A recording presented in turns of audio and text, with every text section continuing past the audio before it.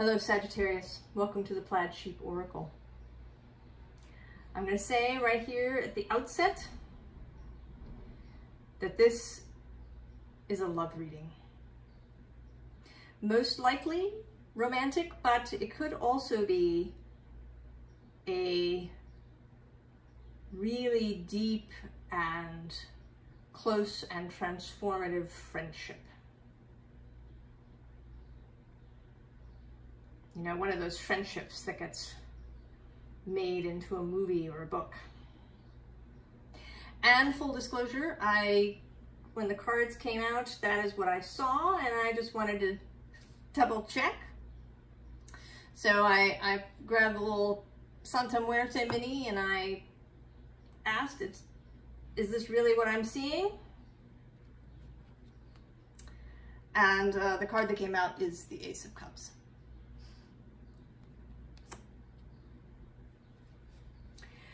So this also feels new.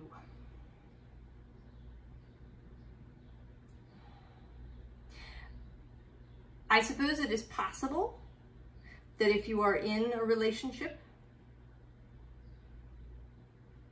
that something could change so radically that it would feel completely new. So that I think that is a possibility. And perhaps even if you aren't looking for this, maybe you have a really satisfying romantic relationship. I don't know, maybe stick around. You never know what could come out. So the first card is belief. The frequency of belief supports our sense of self-worth based on our gifts and talents and a strong connection to source. So I think this is belief in oneself,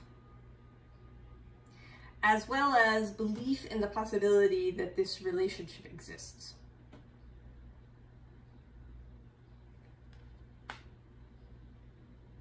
And the belief actually that not only does it exist, but that it can come for you, and that you are capable of carrying it off,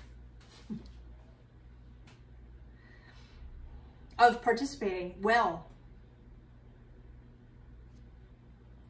And the other card, plunge. Don't hold back. It's time. Go for it. Dive in. Right.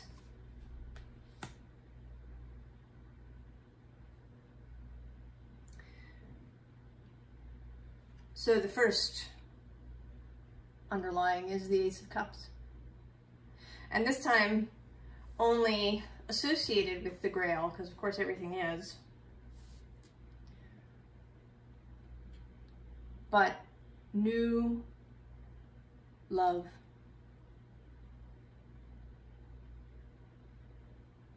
And it is arriving. This is not about efforting, but about allowing. Now under there we have the King of Wands, and at the bottom of the deck, the Queen of Cups. And often people in tarot readings, we talk about, you know, say the King of Wands and the Queen of Wands as being, you know, sort of divine counterparts. But I actually think that this is really a power couple, right? That mixing and matching the elements is the way that you get a really successful relationship, where there is synergy and complementarity, right? That you complement each other's skills and personalities and ways of being in the world, right? The King and Queen of Wands might be too much fire, whereas here you have this delicious, intuitive emotionally intelligent queen, and then a king who can take her inspirations, her intuitions, and bring them into being.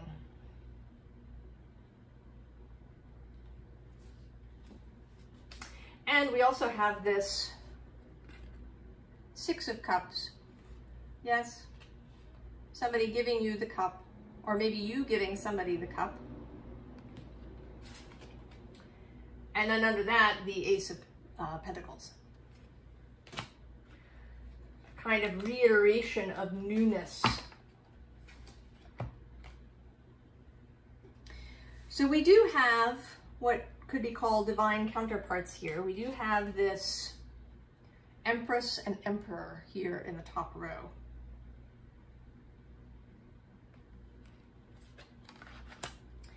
And we have the Lovers.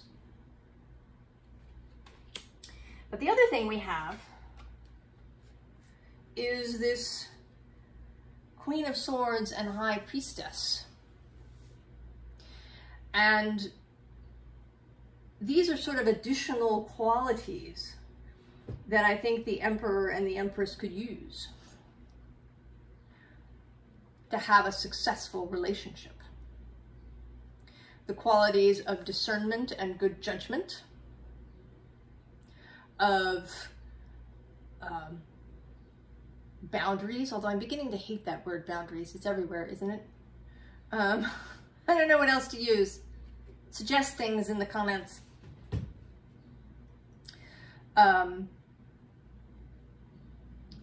Then also the ability to use intuition, to receive messages.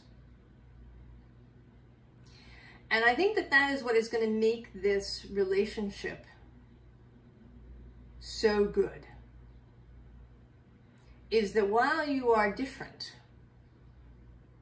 while one of you may be more like the King of Wands and the other more like the Queen of Cups, and don't get hung up on sex here, on which sex you are.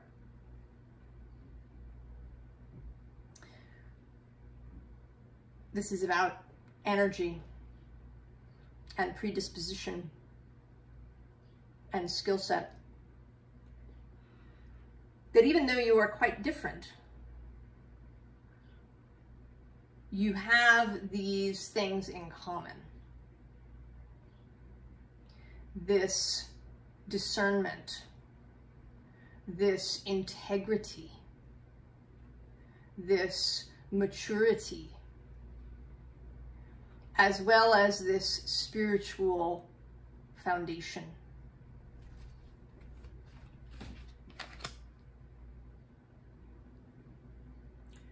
So you are peers, I want to say, equals in that way. That you have a comparable understanding of the spiritual, of the emotional, and of the intellectual. You are intellectual equals.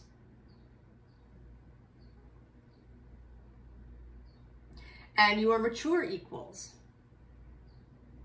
And I can say from experience that it's terrible to feel like you're the adult in the situation. That's just no good at all. So you have these differences. You're not the same kind of people. You may approach things very differently. Maybe one of you is more intuitive and one of you more fact-based, or one of you really likes systems while the other is more spontaneous, or one of you is more extroverted than the other. Although I'm going to say that you're not on radically different ends of that spectrum. I think you're probably both, right, you're close to each other in that way.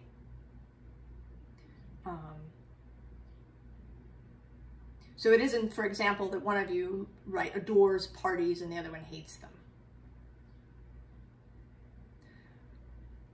But one of you you know, may like a party with dancing more than the other. And the other maybe likes parties with intense intellectual conversation more, but that you are both comfortable in each of these spaces. You have good conversations. You are able to engage in conflict when that is appropriate. Right? Neither of you is just going to, you know, become the pleaser in the relationship. And neither of you wants the other to be the pleaser in the relationship. You have reached a space, Sagittarius, where you are ready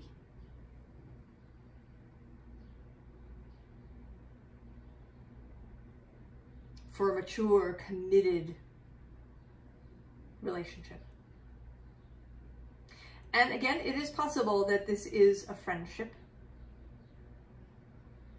but it is a very deep and intimate friendship.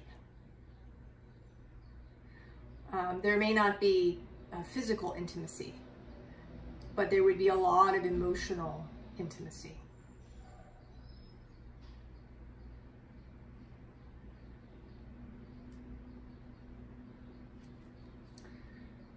So with this Seven of Pentacles, and maybe you've been waiting, you've been cultivating yourself.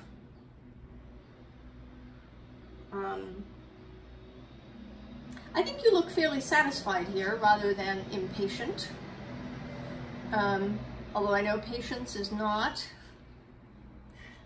a standard for you, Sagittarius. I have an Aries sun, I feel you. Let's do it now. But I don't think you are overly impatient. I think that part of this process of maturing and becoming ready for this kind of relationship is coming to terms with your own process, with the understanding that you needed to resolve things, heal things, change your own behavior, change how you saw yourself, what you were worthy of in order to get here. And then beneath that, we have yet another court card with the King of Pentacles. And I think that your counterpart, whoever they are, is in the same position. Right? I feel this is a new king.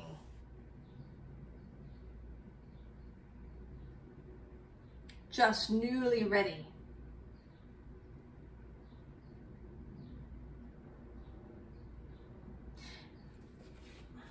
Now, we have the Four of Wands. The commitment, structure card. The building things together. Sometimes seen as the soulmate card. And certainly there appears to be a union happening here. Some sort of commitment ceremony.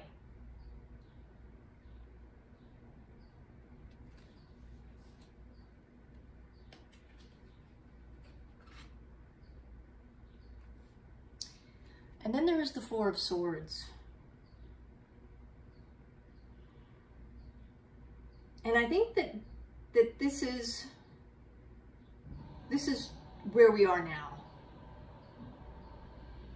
That we've kind of described, up until this point, we've described, you know, what is coming, perhaps what came before, this readiness for commitment, and now we have this still point. And although it is, you know, I do want to say, right, it's like Sleeping Beauty or Snow White after she's eaten the poison apple and the dwarves have put her in her glass coffin. Except that instead of your counterpart coming and kissing you awake, You are kissing you awake.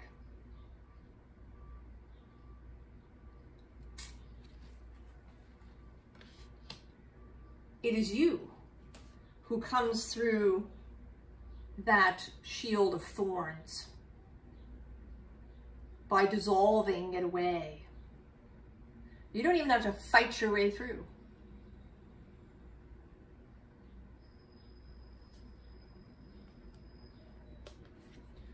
Because you're ready, you have this belief in yourself.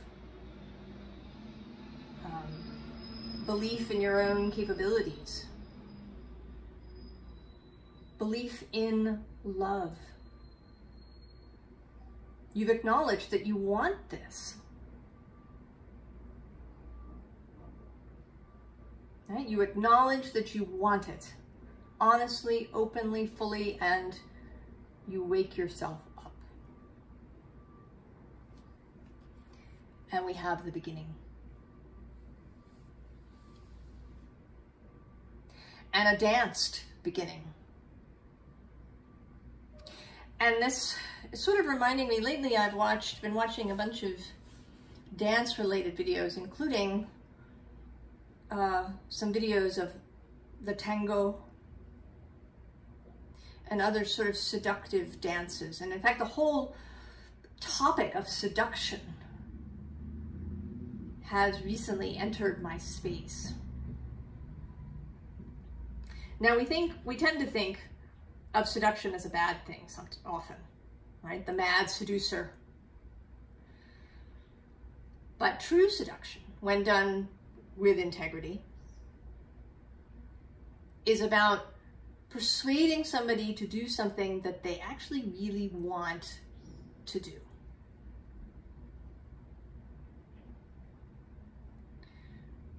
But they've been preventing themselves. They've been holding themselves back. And I think that the first seduction that needs to happen is you of you. You opening the glass coffin, making your way into the castle, arriving at your bedside where you are asleep, where those romantic, sensual, sexual feelings are lying dormant, asleep.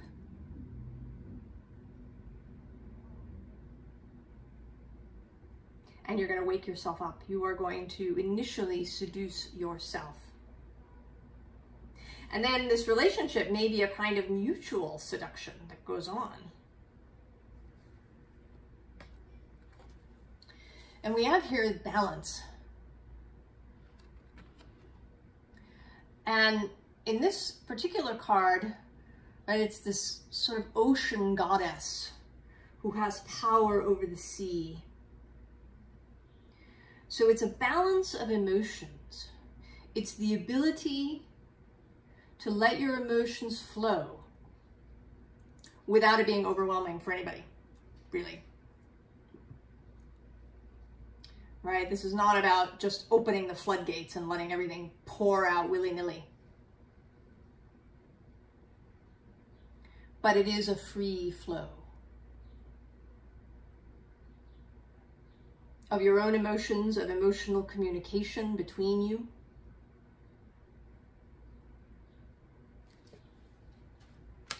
This emotional intelligence and capability. And Sagittarius, you are a very, right, you're a very focused sign, but you can be a very impatient sign. And you can sometimes roll over people. This can happen.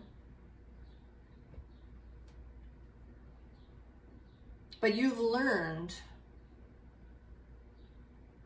not to repress yourself, but how to do these things maturely so that you can express yourself clearly and well, but that you don't have to roll over people in order to get where you want to go.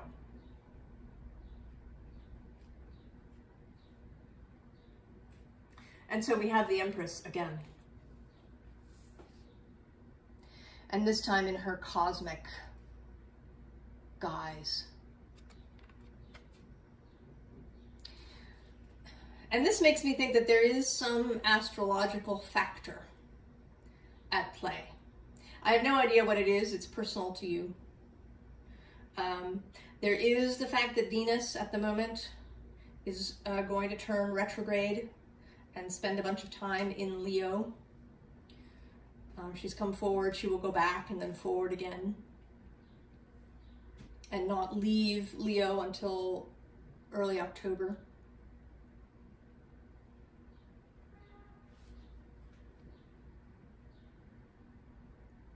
But that may or may not be the crux.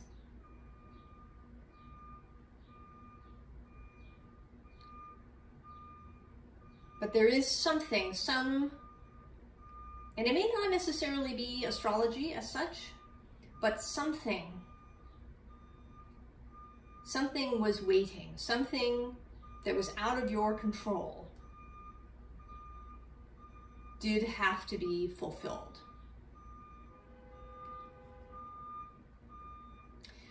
I mean, this, it could be anything. It could be your person getting a new job and moving to your town, or, you getting a new job and moving to theirs. Maybe they had to become friends with one of your friends so you could be introduced. I don't know what it is. Something had to come into alignment. And then Ace of Voices, the inspiration could arrive.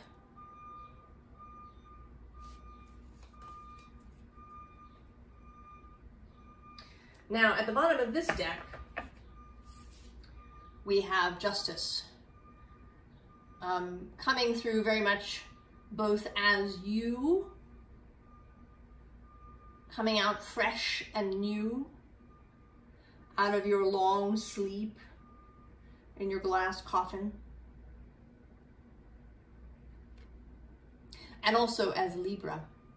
And that actually reminds me, that is another astrological thing that may or may not pertain. On the 17th of July this month, the nodes will move from Taurus, Scorpio to Aries, Libra.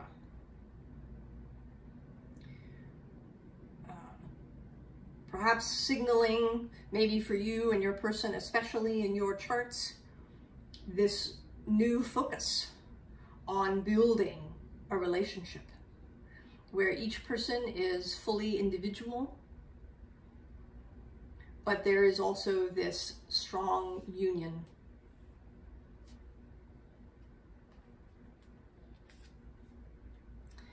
And so we have the Hanged Muse.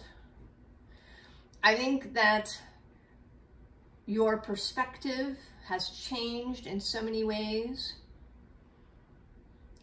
that with this work that you've been doing, with experiences that you've been having, you are seeing love and relationships in a whole new way. And that you're going to continue to, that this relationship will further change your perspective. We can do a lot of healing on our own, or, with a therapist or some other facilitator. But some things need another person. This is not a relationship where you're both, like avatars, perfectly healed. I think there are things that you're going to work on together. Maybe one of you has attachment issues. Maybe you're really avoidant. And this person you're going to meet is a secure attacher. And you're going to, come to whole new understandings about that. You've been working on it, you're avoidant, but actually being in a relationship with somebody who is fully secure may, be like a whole, like blow your mind. Oh, this is what it could be. Because we have this, first the Magician, right? This rainbow incoming, passing through you and out. Realizations, understandings.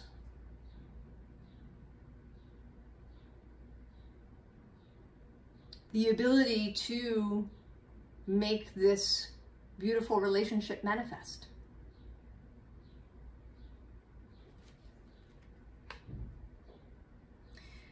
Sometimes people say relationships take work. And I do think that one has to be mindful and aware, and that, you know, there are times when we're not in the best place and then it might be more difficult. But I really don't like that notion that it's work. We all know how I feel about words here, and it doesn't work for me.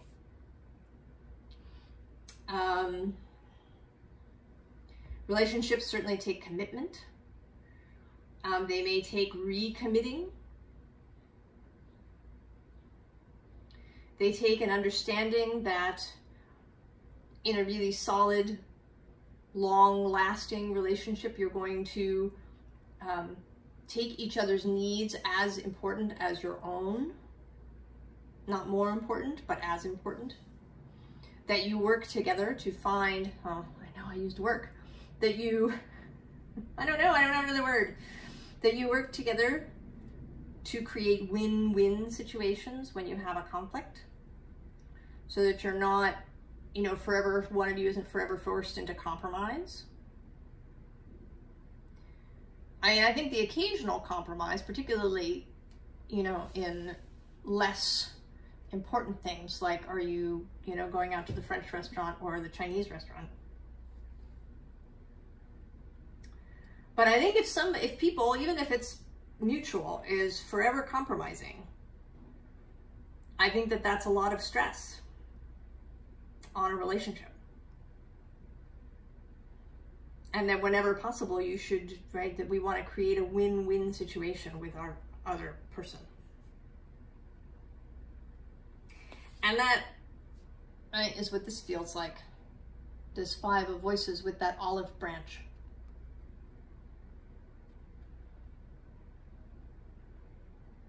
Knowing how to engage in the conflicts that arise. With mutual respect. With compassion for each other. Maybe proactively. Donna Eden has a book about sort of love and relationship related things that she wrote with her husband, whose name now completely escapes me. And she's a very sort of, right, feeling, emotional, kinesthetic person. And he's a much more intellectual, what she calls digital person. And so they've come up with ways to engage. You know, if she is feeling like it's too much,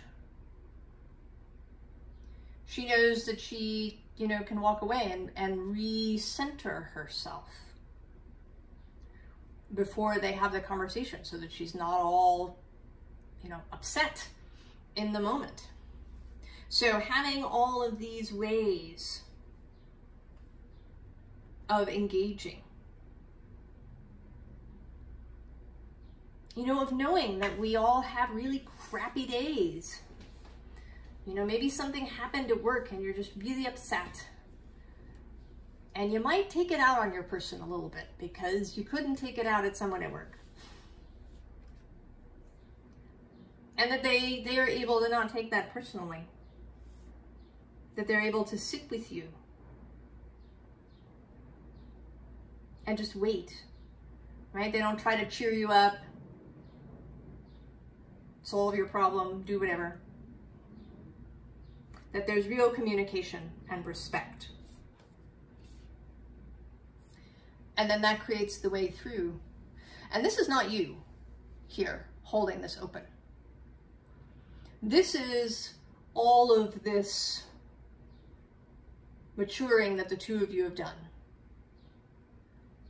This is the magic of the relationship holding this open.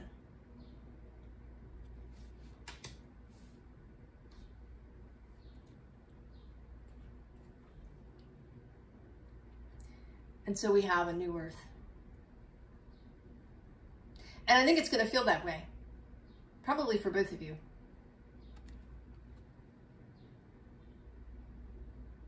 It's happening. Keep holding the vision. I think it's going to feel like a whole new thing.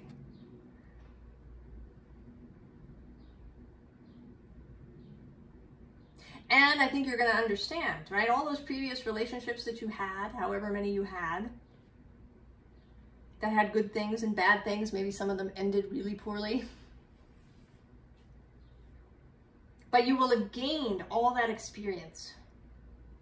And you're really going to be able to see it, how all of that assisted you to become this person, this whole self-compassionate person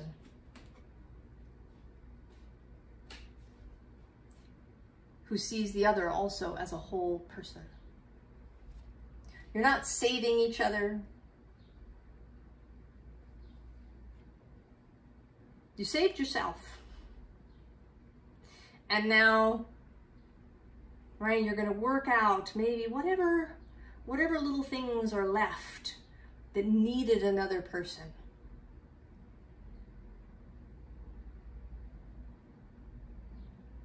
Right? An adventure, it'll be an adventure.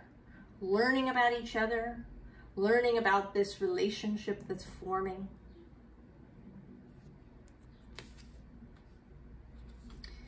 And we have the Star Keeper. Cosmic ancestor, steed the light by staying grounded. So the ability, right, all of these things we've been talking about. The ability to ground your own emotions. To take care, to mind your own emotions. I think I like that better than manage.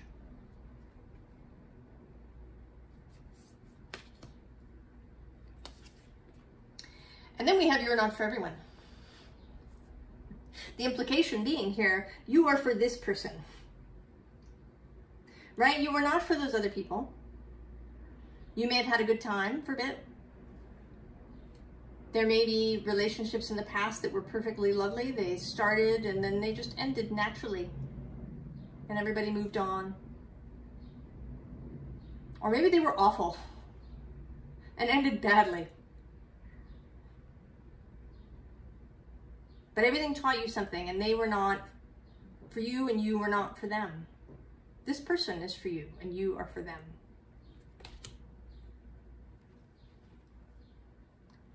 Advice.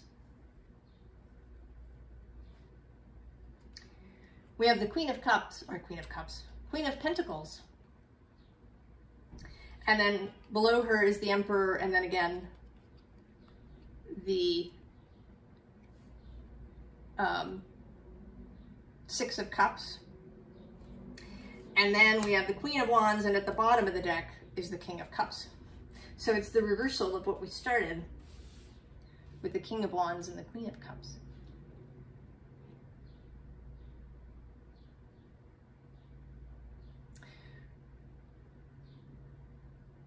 So, however it is,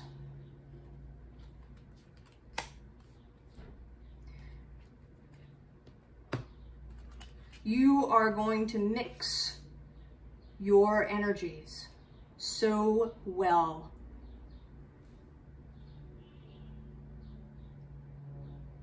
So well, you will be so complementary. You will amaze people.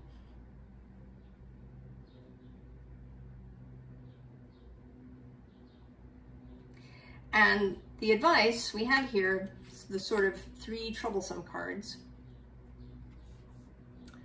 The 3 of Swords, this ever laborious 10 of Wands, and then this indecisive 2 of Swords. So when this stuff comes up for you, as you are coming into the relationship, and maybe even in the future, you know, something might happen and you'll have a trigger, you'll get pissed. You know, Gabor Mate has a story about that. You know, here he is, he's this teacher, and he's been on a speaking engagement, and it went really well, and he feels really confident, and it was great, and he arrives at the airport, and his wife of many decades at this point texts him and says, oh, you know, I was working, she's a painter, and I haven't left yet. Do you still want me to come? And he says no. You know, he'll get a cab. But he's really angry. He's like pissed. And when he gets home, he's all, you know, mopey until she snaps him out of it. And he realizes, you know, afterwards that it's this rechurning of stuff that happened to him in his childhood that was so sort of present that it came up even now, you know, 40 or 50 years into the relationship. So stuff can happen. But the purpose of all of the contemplation and meditation and resolution and somatic work and all of these things is that when these things happen, we come back to balance much more quickly. You know, it could be that 20 years earlier, he would have been pissed for days. But it doesn't happen, you know, it's only a couple of hours.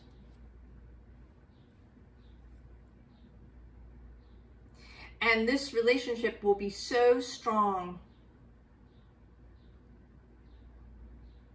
so loving, so compassionate, so open in communication, so intimate, that you can get through this because you have the sun. You have belief, you have faith, you have knowing.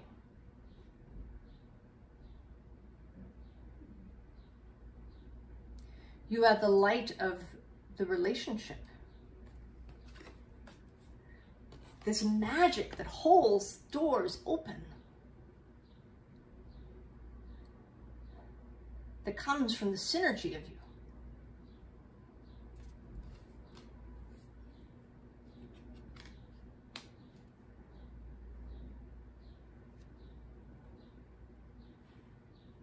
Well, I am very glad for you, Sagittarius. And whether this be a romantic relationship that's new, or whether your current relationship undergoes a massive transformation, or whether this is a deep, intimate friendship,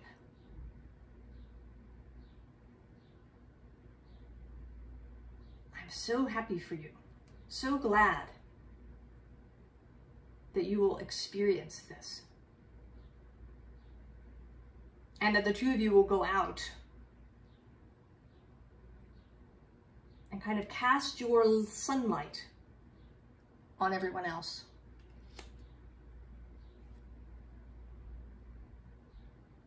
I wish you all the very best, Sagittarius, and I'll see you next time. So long.